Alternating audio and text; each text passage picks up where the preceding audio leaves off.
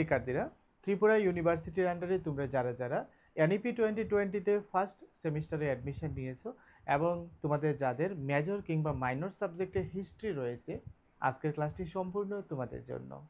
তোমাদের সিলেবাস অনুসারে ফার্স্ট ইউনিটের যে টপিকগুলো রয়েছে সেগুলোর মধ্য থেকে একটি গুরুত্বপূর্ণ টপিকের উপর আমি আজকে আলোচনা করব এবং এই টপিকটি তোমাদের যাদের হিস্ট্রি মেজর সাবজেক্ট রয়েছে তোমাদেরও রয়েছে এবং যাদের মাইনর সাবজেক্ট রয়েছে হিস্ট্রি তোমাদেরও রয়েছে।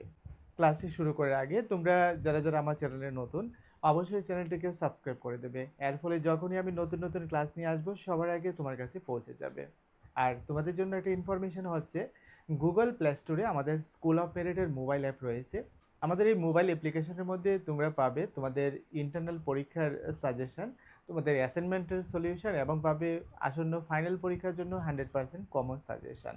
তাই তোমরা যারা ঘরে বসে অনলাইনে প্রিপারেশন নিতে চাও, আজই গুগল প্লে স্টোর থেকে আমাদের স্কুল অফ মেরিটের মোবাইল অ্যাপ্লিকেশনটি ইনস্টল করে আমাদের সাথে অনলাইনে যুক্ত হয়ে যেতে পারো।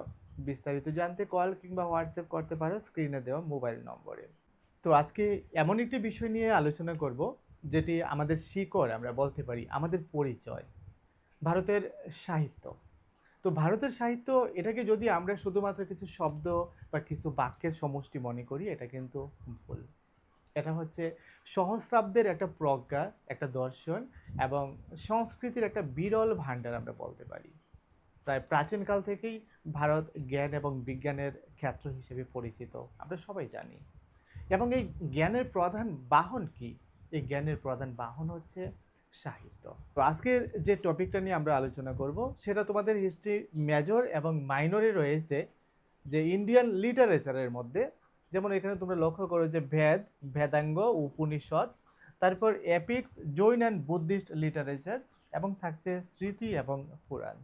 এই যে বিষয়গুলো, এই বিষয়গুলো হচ্ছে ভারতের সভ্যতা, ভারতের সংস্কৃতি, ভারতের সাহিত্যের গৌরব। তো এই বিষয়গুলো নিয়ে আমি তোমাদেরকে একটা সংক্ষিপ্ত ধারণা দেব যেটা তোমাদের সিলেবাসের মধ্যে রয়েছে। তো আমরা ভারতীয় সাহিত্যের যদি জয়যাত্রার কথা বলে থাকি, তো সেই জয়যাত্রা শুরু হয় বেদ দিয়ে। বেদের নাম তোমরা প্রত্যেকে শুনেছ, যে সংস্কৃত একটা বিদ ধাতু যেটা থেকে এই বেদ শব্দটা এসেছে। এটার অর্থ কি? এটার অর্থ হচ্ছে জ্ঞান, আমরা প্রত্যেকে জানি। তো আমাদের এই যে বেদ, এই বেদের 4টা প্রধান ভাগ রয়েছে। কি সেই ভাগগুলো? যেমন তোমরা প্রত্যেকে জানো প্রথম ভাগটার নাম হচ্ছে কি? ঋগ্বেদ। ঋগ্বেদটা কি? এটা সবচেয়ে প্রাচীন বেদ। অর্থাৎ বেদের যে ভাগগুলো, এই ভাগগুলোর মধ্যে সবচেয়ে প্রাচীনতম বেদ হচ্ছে ঋগ্বেদ, এটা আমরা প্রত্যেকে জানি। তারপরে সামবেদের কথা তোমরা শুনেছ, এখানে মূলত সঙ্গীতের সুর এবং বন্দনা এই বিষয়গুলো রয়েছে। তারপর রয়েছে কি আমাদের যজুর্বেদ। যজুর্বেদটা কি?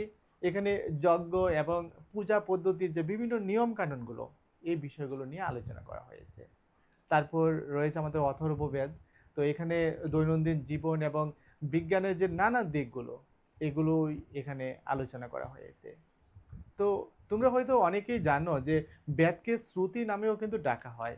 কারণটা কি? কারণ হচ্ছে প্রাচীনকাল থেকে এই বেদ বা এই যে বেদের বিষয়গুলো, এগুলো লিখে রাখা হতো না। এগুলো কিভাবে করা হতো? এগুলো গুরুর মুখে শুনে শুনে এগুলো মনে রাখা হতো। অর্থাৎ শিক্ষার্থীরা তাদের গুরুর মুখ থেকে শুনতো, শুনে শুনে এই বেদ সম্পর্কে জ্ঞান অর্জন করত। তো এবার আসি আমাদের এই যে বেদাঙ্গ, বেদাঙ্গের বিষয়টা কি? যেমন বেদের অর্থটাকে যদি আমরা নিখুঁতভাবে এবং সঠিকভাবে যদি আমরা বোঝার চেষ্টা করি, এটাকে বোঝার জন্য পরবর্তীকালে 6টা সহায়ক শাস্ত্র তৈরি করা হয়েছে এই বেদের উপর ভিত্তি করে। বেদাঙ্গ মানে বেদের অঙ্গ, আশা করি বুঝতে পারছো। তো যাকে একত্রে এই বেদাঙ্গ বলা হয়। তো এগুলো কি? এগুলো হচ্ছে নাম্বার 1-এ বলা হয়েছে শিক্ষার কথা। এখানে উচ্চারণ এবং ধ্বনি বিজ্ঞান এই বিষয়গুলো নিয়ে আলোচনা বা চর্চা করা হতো। তারপর 2 নাম্বার যে ভাগটা অর্থাৎ যে অঙ্গটা, সেটার নাম হয়েছে কল্প। কল্পের মধ্যে কি? এখানে বিভিন্ন রীতিনীতি এবং ধর্মীয় আচার আচরণ এই বিষয়গুলো নিয়ে এখানে ডিসকাশন করা হতো। তারপরে 3 নাম্বারের যে ভাগটা সেটা হচ্ছে ব্যাকরণ। এই ব্যাকরণের মধ্যে কি? এখানে ভাষার গঠনশৈলী যে বিষয়টা, ওইটা নিয়ে আলোচনা করা হতো। আর 4 নাম্বারে নিরুক্ত। নিরুক্তের ব্যাপারটা কি? এখানে শব্দতত্ত্ব এবং শব্দের উৎস এই বিষয়গুলো নিয়ে আলোচনা করা হয়। আর 5 নাম্বারে হয়েছে ছন্দ। ছন্দের বিষয়টা কি? এখানে যে বিভিন্ন কবিতার লয় এবং যে পরিমাপ, মাত্রা, ওই বিষয়গুলো নিয়ে, অর্থাৎ একটা কবিতা লেখার জন্য যে বিষয়গুলো ব্যবহার করা হয়। ছন্দ, মাত্রা, রীতি এই বিষয়গুলো। আর 6 নম্বরে হচ্ছে জ্যোতিষ। জ্যোতিষের ব্যাপারটা কি? যেমন গ্রহ, নক্ষত্র এবং সময় গণনা করার যে বিষয়টা, এটা হচ্ছে জ্যোতিষ। তো এই 6টা অঙ্গ হচ্ছে বেদাঙ্গ। তো এই শাখাগুলো প্রমাণ করে যে প্রাচীন ভারতের ভাষা বিজ্ঞান এবং বিজ্ঞান এটা কতটা উন্নত ছিল। কারণ দেখো কত সুন্দরভাবে, ধারাবাহিকভাবে, পুঙ্খানুপুঙ্খভাবে বিষয়গুলো বিশ্লেষণ করা হতো। এ থেকে কিন্তু আমরা বুঝতে পারি যে কতটা উন্নত ছিল। তো এবার আসি বেদের যে শেষ ভাগ, যেটা হচ্ছে আমাদের এই যে উপনিষদ। এই উপনিষদটাকে আমরা বেদের শেষ ভাগ হিসাবে আমরা আলোচনা করতে পারি। এখানে আমরা যে বিভিন্ন আচার অনুষ্ঠান, এগুলোর ঊর্ধ্বে উঠে গভীর একটা দার্শনিক জিজ্ঞাসার সন্ধান পাই। যেমন কোন ধরনের জিজ্ঞাসা? যেমন আমরা অনেক সময় প্রশ্ন করি যে আত্মা কি? আমাদের ভিতরে যেটা থাকে এটাকে আমরা প্রশ্ন করতে পারি যে আত্মা বিষয়টা কি? তারপর ব্রহ্ম কি? এই প্রশ্নগুলো আসবে এখানের মধ্যে, উপনিষদের মধ্যে। তো এই মহাবিশ্বের সৃষ্টিটা কেন হয়েছে, কিভাবে হয়েছে, তারপর মানুষের জীবনের মূল উদ্দেশ্য কি? তো এই যে প্রশ্নগুলো আসে, এই প্রশ্নগুলোর উত্তরই আমরা এই উপনিষদের মধ্যে খুঁজে পাই। তো এই যে জটিল জটিল প্রশ্নগুলো, এগুলোর উত্তর এই উপনিষদের মধ্যে খোঁজা হয়েছে। তো উপনিষদ কেবলমাত্র আমরা যদি বলি এটাকে একটা ধর্মগ্রন্থ, না, এটা ধর্মগ্রন্থ নয়।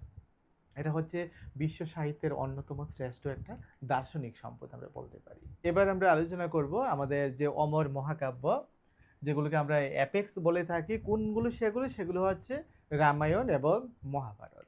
তো এগুলো ভারতীয় জনজীবনের উপর সবচেয়ে গভীর প্রভাব বিস্তার করেছে এই দুইটা মহাকাব্য। তো এগুলো অমর মহাকাব্য হিসেবে অভিহিত। একটা হচ্ছে রামায়ণ এবং আরেকটা কি? আরেকটা হচ্ছে মহাভারত। তো রামায়ণের ব্যাপারটা কি? যেমন বাল্মীকির নাম তোমরা শুনেছো, আদি কবি হিসেবে পরিচিত।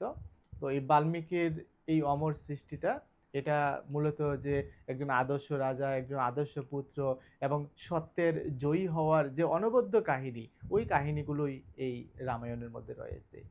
আর মহাভারতের কথা যদি আমরা বলি, মহর্ষি বেদব্যাস মহাভারত যিনি লিখেছেন আমরা প্রত্যেকে জানি, তিনি এই বিশাল সাহিত্যটাকে সৃষ্টি করেছেন। তো এই সৃষ্টিকে পঞ্চম বেদও বলা হয়। অর্থাৎ মহাভারতের যে সৃষ্টি, এটাকে পঞ্চম বেদ বলা হয়। কেন? এটা কেবলমাত্র যুদ্ধের কাহিনী নয়, বরং এটা রাজনীতি, সমাজ নীতি এবং ধর্মের একটা বিরাট বিশ্বকোষ হিসেবে এটা সাহিত্যের মধ্যে সুপরিচিত। তো এর মধ্যেই রয়েছে শ্রীমদ্ ভগবত গীতা, যেটার নাম তোমরা প্রত্যেকে জানো, এবং হিন্দু ধর্মের একটা গুরুত্বপূর্ণ শাস্ত্র হচ্ছে ভগবত গীতা। তোমরা প্রত্যেকে জানো, এটা আজও সারা বিশ্বের মানুষকে সংকটকালে পথ দেখায়। অর্থাৎ গীতা মানুষকে জীবনের পথ দেখায়, চলার পথ দেখায়, নৈতিকতা নিয়ে ভালোভাবে সুন্দরভাবে বাঁচার রাস্তা বা পথ এই গীতার মধ্যে রয়েছে। তো এই মহাকাব্য দুইটা, যে রামায়ণ মহাভারতের কথা আমরা বলছি, এটা আমাদের ভারতীয় নৈতিকতা এবং মূল্যবোধের মূল ভিত্তি স্থাপন করেছে। এখান থেকেই আমাদের মূল্যবোধ সৃষ্টি হয়েছে। আমরা এই নীতি কথাগুলো শুনে বুঝে কিন্তু আমাদের মধ্যে মূল্যবোধ তৈরি করি। এরপর আমাদের সিলেবাসে রয়েছে দেখো যে জৈন অ্যান্ড বুদ্ধিস্ট লিটারেচার, যেটাকে আমরা জৈন এবং বৌদ্ধ সাহিত্য হিসেবে আমরা বলে থাকি। তো লোকভাষার জয়যাত্রা খ্রিস্টপূর্ব 6ষ্ঠ শতকে যখন বৈদিক ধর্মের কঠোরতা এবং জটিলতা বাড়াতে শুরু করেছিল, তখন তার বিকল্প হিসেবে এটা গড়ে উঠেছিল। তখন তার বিকল্প হিসেবে এই শ্রমণ সংস্কৃতি এবং তার উপর ভিত্তি করে রচিত হয়েছে জৈন এবং বৌদ্ধ সাহিত্য। আমরা যদি বৌদ্ধ সাহিত্যের কথা বলি, যে পালি ভাষায় রচিত হয়েছে যে ত্রিপিটক, ত্রিপিটকের তোমরা নাম শুনেছ, বৌদ্ধ ধর্মগ্রন্থ। আর 3টা ভাগ রয়েছে, কি? বিনয় পিটক, তারপর সূত্র পিটক, অভিধর্ম পিটক, এগুলো তোমরা আগে পড়েছো, জেনেছো। এবং জাতকের যে বিভিন্ন গল্পগুলো বৌদ্ধ ধর্মগ্রন্থ এই ত্রিপিটকের মধ্যে রয়েছে, এগুলো সাধারণ মানুষের মাতৃভাষায় অহিংসা এবং মৈত্রীর বাণী কিন্তু পৌঁছে দিয়েছে। আর জৈন সাহিত্যের কথা যদি আমরা বলি, প্রাকৃত এবং অর্ধ মাগধী ভাষায় রচিত হয়েছে, যেমন অঙ্গ, উপাঙ্গ এবং আগাম, এগুলোর নাম তোমরা শুনেছ যখন তোমরা ইতিহাস পড়েছো নিচের ক্লাসে। এগুলো এক একটা সাহিত্য। এই সাহিত্যগুলো কঠোর অহিংসা, তারপর আত্মসংযম এবং কৃচ্ছ সাধনের উপর জোর দিয়েছিল। তো এই সাহিত্যগুলো সংস্কৃতের পাশাপাশি লোকভাষা এবং সহজবোধ্য দর্শনের একটা নতুন দিগন্ত উন্মোচন করেছিল। আর সর্বশেষ আমাদের যে স্মৃতি পুরাণ, এই যে বিষয়গুলো রয়েছে, তো এই স্মৃতি এবং পুরাণ এই বিষয়গুলো কি? এগুলো সমাজ চালনার দিক নির্দেশিকা, সমাজের সুশৃঙ্খল রাখতে এবং সমাজের মধ্য থেকে যে জটিল বিষয়গুলো রয়েছে, অর্থাৎ জটিল দর্শনকে সহজ গল্পের মাধ্যমে সাধারণ মানুষের কাছে পৌঁছে দিতে বিশেষভাবে ভূমিকা পালন করেছে এই পুরাণগুলো এবং এই স্মৃতিগুলো। তো স্মৃতি এবং পুরাণের সম্পর্কে যদি আমি সংক্ষেপে তোমাদের বলি, স্মৃতি বিষয়টা কি? যেমন মনুস্মৃতি বা যাজ্ঞবল্ক্য স্মৃতির মতো যে গ্রন্থগুলো, এগুলো প্রাচীন ভারতের আইন, আচার আচরণ এবং সামাজিক বিধানের যে ঐতিহাসিক বিষয়গুলো, ওই বিষয়গুলো তুলে ধরে এবং ঐতিহাসিক দলিল হিসেবে আমরা এটাকে অভিহিত করতে পারি। আর পুরাণের মধ্যে তোমরা প্রত্যেকে জানো 18টা পুরাণ রয়েছে। যেমন বিষ্ণু পুরাণের নাম তোমরা শুনেছো, মৎস্য পুরাণের নাম শুনেছো। এগুলোর মধ্যে কি রয়েছে? এগুলোর মধ্যে দেবদেবী এবং রাজাদের যে বিভিন্ন কাহিনী, এগুলো চমৎকারভাবে এগুলোর মধ্যে রয়েছে।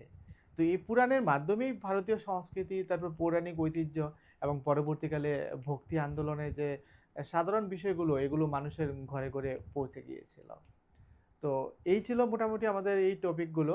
তো এগুলোর আলোচনার উপর ভিত্তি করে আমরা বলতে পারি যে ভারতীয় সাহিত্য এটা কেবলমাত্র ধর্মীয় বা আধ্যাত্মিক কোনো বিষয় নয়।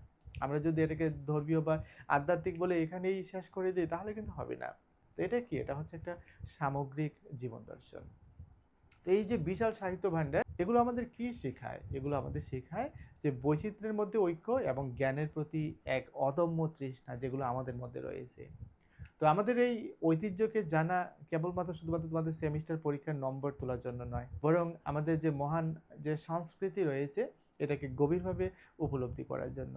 তো আজকের আলোচনা এ পর্যন্তই। তো এই টপিকগুলোর উপরে মোস্ট ইম্পর্টেন্ট প্রশ্ন রয়েছে, সেই প্রশ্নগুলো আমাদের স্কুল অফ মেরিটের অনলাইন প্ল্যাটফর্মে নিয়মিত আপলোড করা হচ্ছে উত্তরসহ।